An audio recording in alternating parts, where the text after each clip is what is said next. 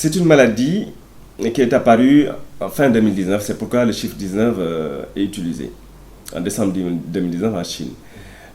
C'est une maladie virale. Une maladie virale, c'est une maladie qui est, qui est entraînée par un virus. Un virus, c'est un micro-organisme, c'est-à-dire c'est un petit microbe qu'on ne peut pas voir à l'œil nu et qui ne peut pas vivre seul.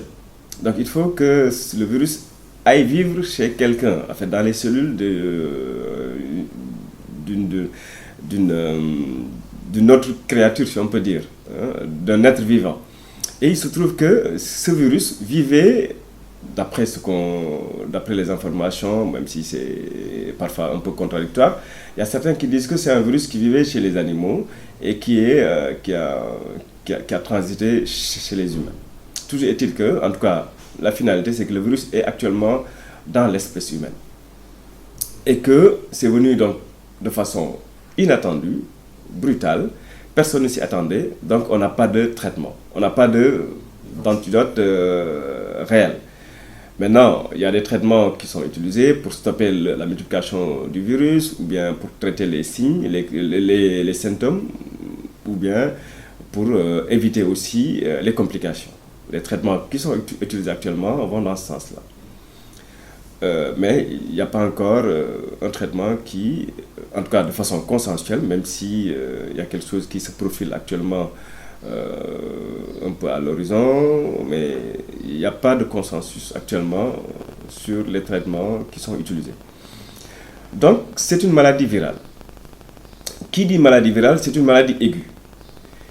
Et la particularité chez le sujet âgé, c'est que toutes les maladies aiguës, toutes les maladies infectieuses sont souvent très mal vécues par les personnes âgées. Parce que leur système immunitaire est modifié, c'est ce qu'on appelle l'immunosénescence, c'est-à-dire un vieillissement du système immunitaire, comme le vieillissement de tous les organes ou systèmes de l'homme en vieillissant.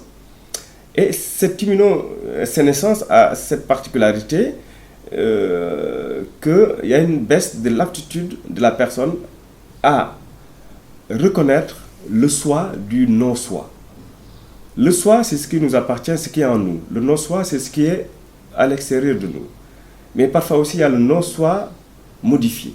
Non, il y a le soi modifié, qui peut être considéré comme un non-soi. Le soi modifié, c'est ce qui est en nous, mais qui est modifié. Et donc, tout ce qui est en nous et qui est modifié, c'est considéré comme quelque chose qui n'est pas en nous, le non-soi. Et donc, notre système immunitaire est chargé d'éliminer tout ce qui ne nous appartient pas, tout ce qui ne fait pas partie de nous. Il y a des cellules, donc il y a comme des soldats qui nous défendent et qui sont là pour ça. Et il se trouve qu'en vieillissant, ces cellules-là diminuent en nombre. Mais aussi, ces cellules diminuent en temps de réactivité.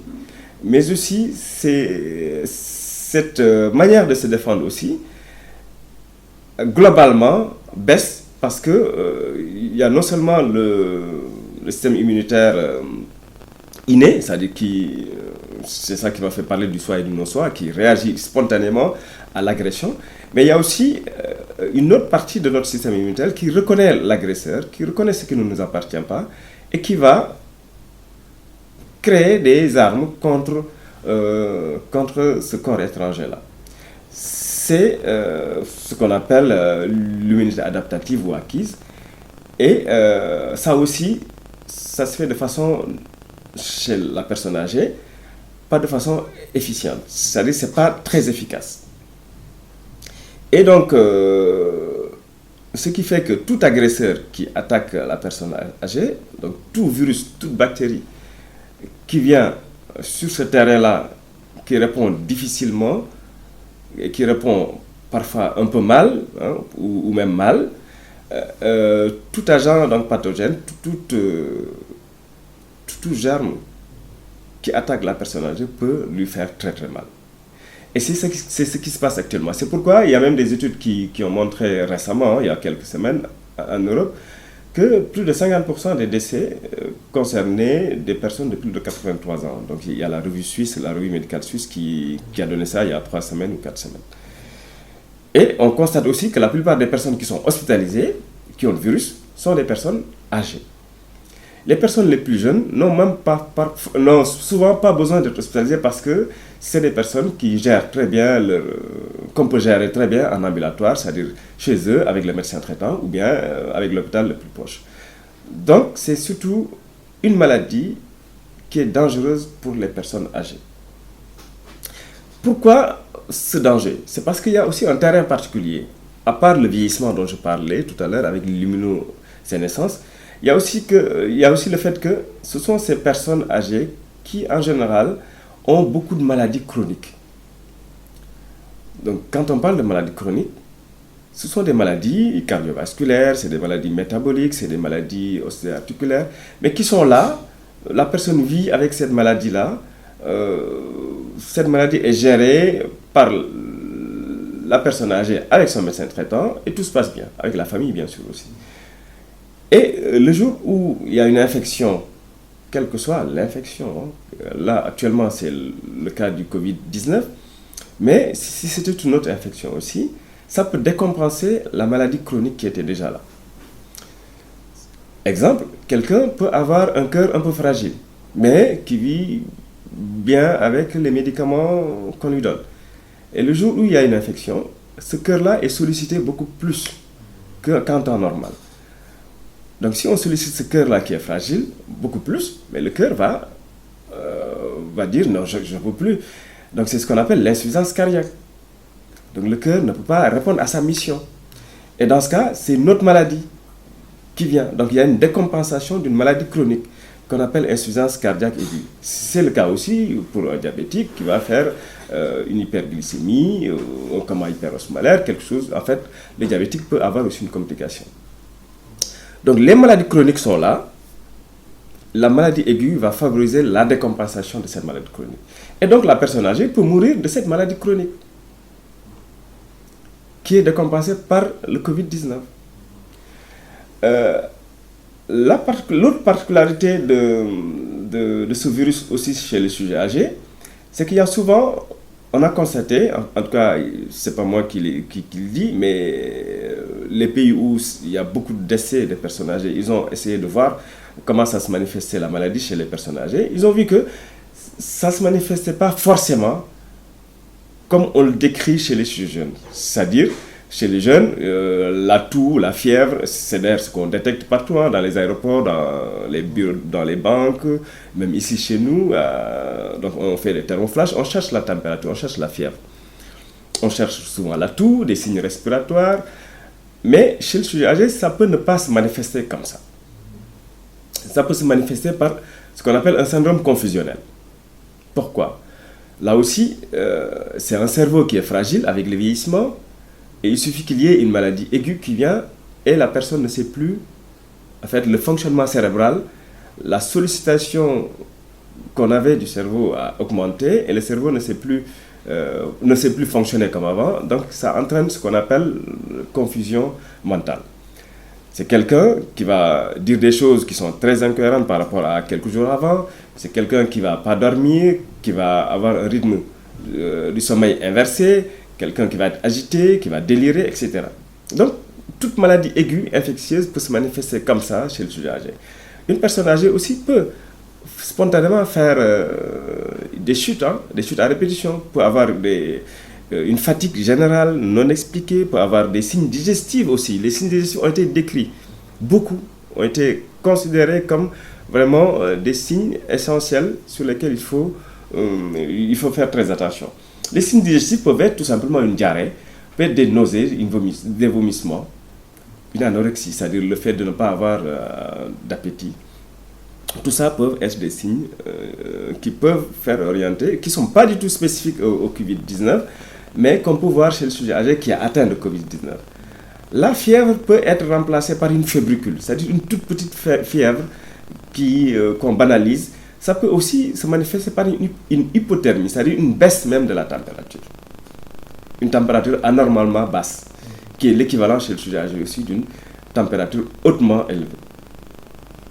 Donc, il peut y avoir aussi, bien sûr, des syncopes, la tension qui chute brutalement quand la personne se met en position debout, ce qui peut favoriser aussi des chutes.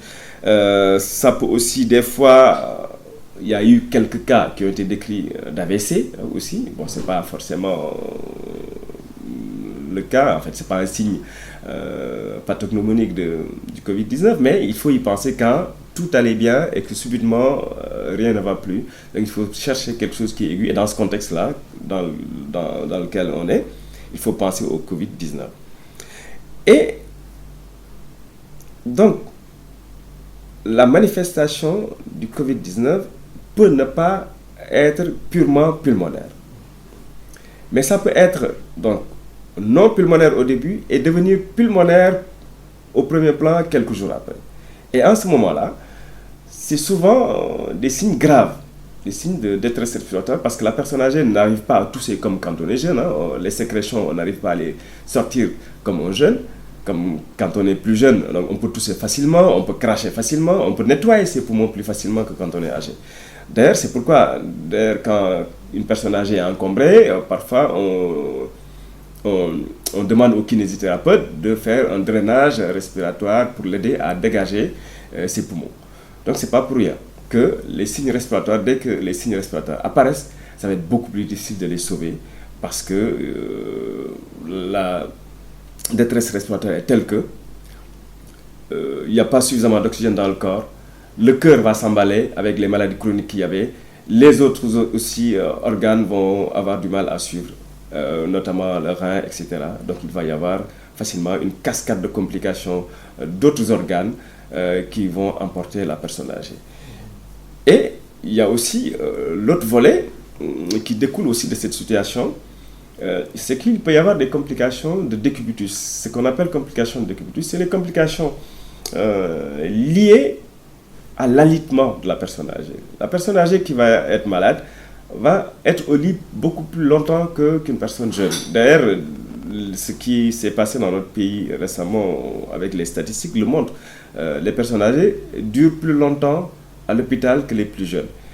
En durant plus longtemps, ce sont des personnes qui sont alitées le plus longtemps. Et donc les complications liées à l'alitement sont beaucoup plus fréquentes. C'est le cas notamment de la thrombophlébite, c'est-à-dire un caillot de sang qui se forme au niveau des veines, au niveau des membres inférieurs. Et ce caillot peut migrer au niveau des poumons et entraîner ce qu'on appelle l'embolie pulmonaire, qui fait partie d'ailleurs des causes de décès de la plupart des personnes âgées. Il y a aussi d'autres types de complications, c'est-à-dire quand on est couché longtemps, déjà on est atteint du poumon, mais même si si la maladie au départ n'était pas pulmonaire, le fait juste d'être alité rend la personne âgée beaucoup plus vulnérable à une pathologie respiratoire. Donc il peut y avoir facilement des surinfections, des fausses routes avec la personne qui avale de travers et ça passe dans les poumons, etc.